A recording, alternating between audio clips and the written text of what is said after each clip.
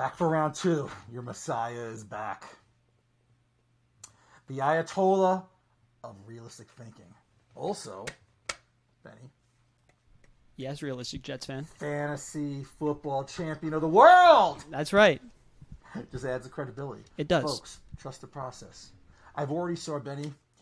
I saw a Buffalo Jet fan. Saw one of his little snippets out there that Zach Wilson completed the pass. Oh. At Jets training camp. He Oh. threw a ball. It actually hit someone's hands. And I'm already seeing less comments on the section saying, oh, yeah, we're back. He's back. He's back. So I think we're slowly starting to turn people around.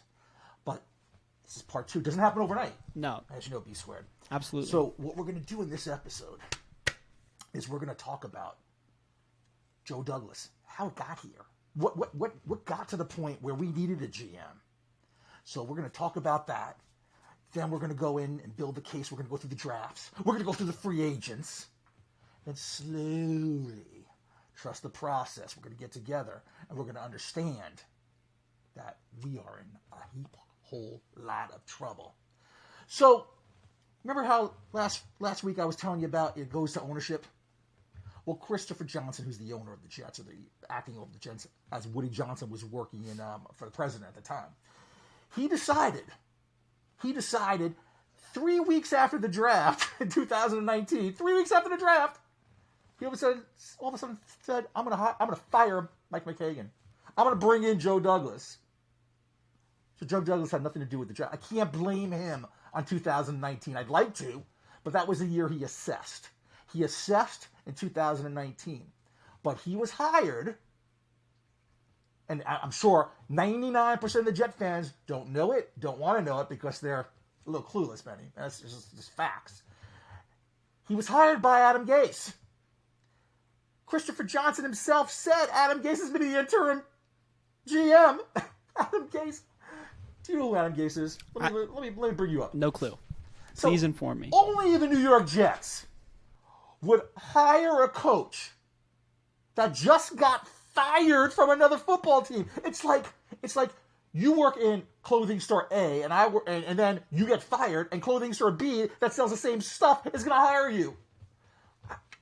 Explain this process to me of how a person gets fired and then hired to do the same exact job someplace else. It's the Jets. That's why. So anyway, Adam Gase and Joe Douglas had a little bit of a relationship in 2015 when both were at the Chicago Bears. They both had jobs with the Chicago Bears. Not a good thing. Not a good thing. Let me look at my notes. Let me educate you folks. So, Joe Douglas was hired in 2019. We already talked about that. Basically, Mike McKagan was the GM at the time. Now, you're going to think, and most Jet fans think this, that Mike McKagan was awful. Mike McKagan was terrible, Benny. And Joe Douglas took over a crappy team. I hear that from the Jet fan base. Mike McKagan actually worked 4 years. Joe Douglas worked 4 years. Buffalo Jet fan likes to put up these statistics, to try to prove his point. But he skews it, Buffalo. Mike McKagan has a better record over the 4-year period than Joe Douglas. 4 more wins. So that would make him a better GM, wouldn't it? But then people will say, well, Joe Douglas, look who he drafted, with Sauce and with Garrett Wilson. Mike McKagan brought in Le'Veon Bell, who was the best running back in football. And let me tell you, there was not one Jets fan out there that wasn't putting their chest out high and their head up high and feeling proud when McKagan spent the money and brought in Le'Veon Bell, who said he would never play for the Jets. He laughed at it. He brought in C.J. Mosley. The C.J. Mosley that you all love, that was not slow back then, but slow now. He also drafted Quinn Williams. Like the best defensive player, top 2 or 3 in the league. And he also drafted Jamal Adams, who, Joe Douglas fucked over and said he would be a Jet for life. So anyway, that aside, we'll shelf that, because I know there's going to be a certain part of the Jet space that Mike McKagan sucked. No, Mike McKagan didn't suck. And if Mike McKagan sucked, the only thing he sucked at was hiring Adam Gase. Because Adam Gase brought us in Joe Douglas. Because the two of them had a relationship. Okay, so how did we get there? So we know how we got there. So unfortunately, we want to basically get that Joe Douglas was born 1976. I think that's important. And he played high school football. That's important, right? That is. What position do we know? He was an offensive tackle and a defensive tackle. Okay. So he did this from 1995 to 1998. So far, does he have the criteria to be a general manager? I would think not. He played high school football in Virginia. All right. He then decided to go to college. And I'm quoting you here, folks. Try not to laugh at this. Realizing that he was not a numbers guy after taking some college business courses, and his signings will prove he's not a numbers guy, he decided to major in speech communication with a minor in sports administration. Any GM experience there? I don't see any. No, of course not. He knew he wasn't going to be an NFL player, so he handed his resume to all the pro scouts in 1999. After college, he interviewed for spots with the Ravens, ironically the Jets, and the Patriots. Guess what? He was not hired. But he stayed in Baltimore. You know what he did in Baltimore, Benny? What did he do? He flipped over Keanu Reeves' car. He got a job as an extra in 2000. There'll be an in-depth video on that later. Yes. He an extra, barely seen, flipping Keanu Reeves' car, being a vandal. You'll see in future episodes, I'll be making a citizen's arrest on this. I bring in Quincy, Dr. Ruth, Dick Tracy.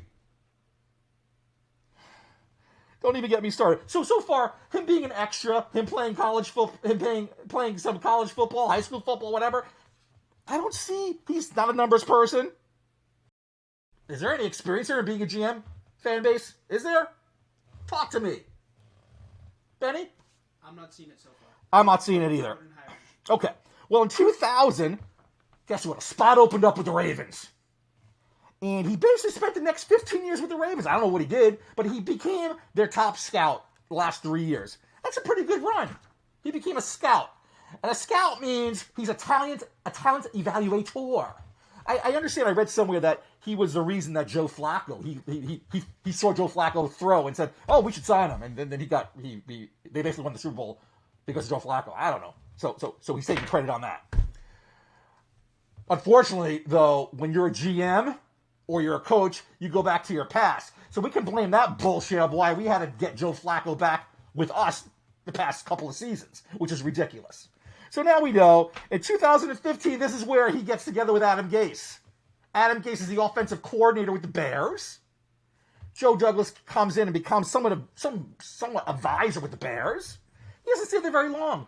But him and Adam Gase become friends. He comes over for dinner. I don't know what else they do. They create a relationship. So, when Mike McKagan's fired, Adam Gase is part of the hiring process. And most GMs, it goes ownership, GM, to coach. No, not with the Jets, Benny. With the Jets, come on, stay on here, Belt. With the Jets, it goes GM, coach, to the owner. Explain that to me. Explain what universe the general manager, the higher executive, reports to the ownership and the coach goes around that person. Well, anyway, so basically Adam Gase lobbies for Joe Douglas to be hired, and Christopher Johnson, because he's a Nimrod. Just shows you that anybody can be wealthy. They hire him, and you're gonna love this. Where Jet fans do agree, Benny, is the hatred of Adam Gase, and rightfully so. I mean, he was fired as a coach. So to rehire him as a coach makes no sense. Okay? So, this is basically after a 2-19 season. This is basically 2-19. I'm getting my numbers all wrong. What was their record, Benny, in 2019? In 2019, their record was 7-9. 7-9. Yeah. And what was their record in 2020? It was 2-14. That's not good. That's not good. Okay, so what we see here is, let me get to the right thing. Right, okay, I'm quoting here, Benny. Okay, so this is not my words; these are quotes.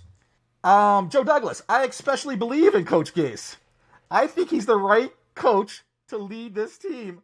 I feel really good about where we are with him and his leadership. Douglas said of Gase, so everything I've seen, I've witnessed in my year here with Adam, that's, again, 2019, I've been impressed by. Again, I can't speak for other people, thank goodness, because we want to speak for everybody else. Again, I can't speak for other people, but everything I've seen so far has been outstanding.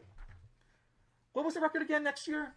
In 2020? Yes, sir. I believe it was 2-14. It wasn't outstanding, Joe Douglas. So what did Joe Douglas do to his friend that got him hired? He fired him!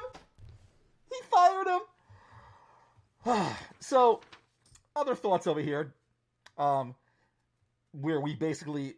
Oh, yeah, one important point, and before we go on and talk about the draft and other things like that, what would you say about their relationship? If a coach... What would you say about a relationship if you and me were represented by the same agent? No conflict. Yeah. Well, we're probably friends. Yep. So, again, do I blame Joe Douglas for this? No. Do I blame Adam Gase for this? No. But I'm just kind of building you some background. Now let's review. You understand Mike McKagan was the GM. You understand Mike McKagan had a different philosophy. He tried to hit a home run. Le'Veon Bell.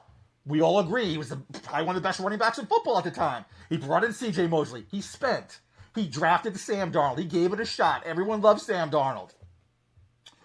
He basically, hired Adam Gase. That was the worst thing he did. He had 4 more wins than Joe Douglas. But in Joe D we trust. And not only that, Jet fans, every single GM that has shit the bed, Benny, with a quarterback. From Mark Sanchez to Hackenberg to Geno Smith to Sam Darnold. You know what they all have in common? What? They're all fired. But the person who shit the bed the most, who shit the bed, diarrhea, shit all over the place, everything, that GM who drafted Zach Wilson, that person's still here? Explain that to me. Explain that to me when you make the absolute worst pick of all time. You're still here 4 years later. And people have the gall to say in Joe D we trust?